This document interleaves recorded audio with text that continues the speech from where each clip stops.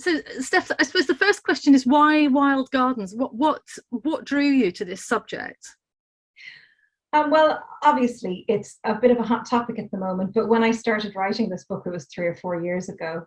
And I think it's one of those things, wild gardens. I mean, that pairing of words seems quite odd to some people, doesn't it? Because for many people, wild means something completely opposite. It means untouched by humans, sort of like, whereas a garden is a landscape that's crafted by people. So, you sort of get drawn to the oxymoron of it. And now, of course, this year, it's all about sustainability. It's all about climate change. We see, big topic for Chelsea Flower Show coming up with climate change.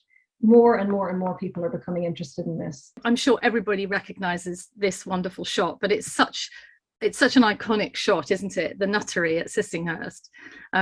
It's just so beautiful. And then inspired by nature, we've got the wonderful Beth Chatto's gravel garden and Beth Chatto's garden here. So again, the choices of gardens for this particular chapter. Talk a little bit about, which ones you chose and why.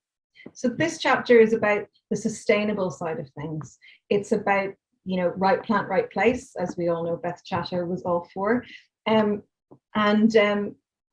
The idea that you can take plants from all over the world that like the same conditions and put them together. So it's not about reflecting exact spaces that exist in nature, but it's about the conditions, and it's about planting to what suits those plants, planting them in places where they'll be happy. You've been talking about Henk Gerritsen, and some people may not be familiar with Waltham Place. It is very unusual, and I really urge everyone to go if they possibly can, because it's an experience and it is challenging. I think it's really challenging.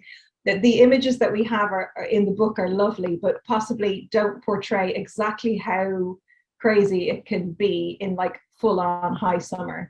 And it is challenging to see it as a garden for people, because it has the framework of the garden that you're used to. It has, this fabulous potager and a vegetable garden, and it has these huge long double borders, but not like you've ever experienced before, because everything is just left to do its own thing. The main things to pull out to shock people would be to say that, bindweed is allowed to grow all over the hedges. You can actually see it in that image on the right there. You can actually see it. Yeah.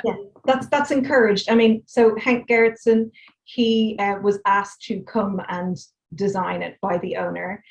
It's a completely organic and biodynamic farm and garden. And the owners were just really wanted to let nature do its thing and to experiment and to be very bold. And, Henk at Priona, that was his thing. He was all about, weeds could be beautiful. What we would consider maybe weeds or invasive plants do their thing.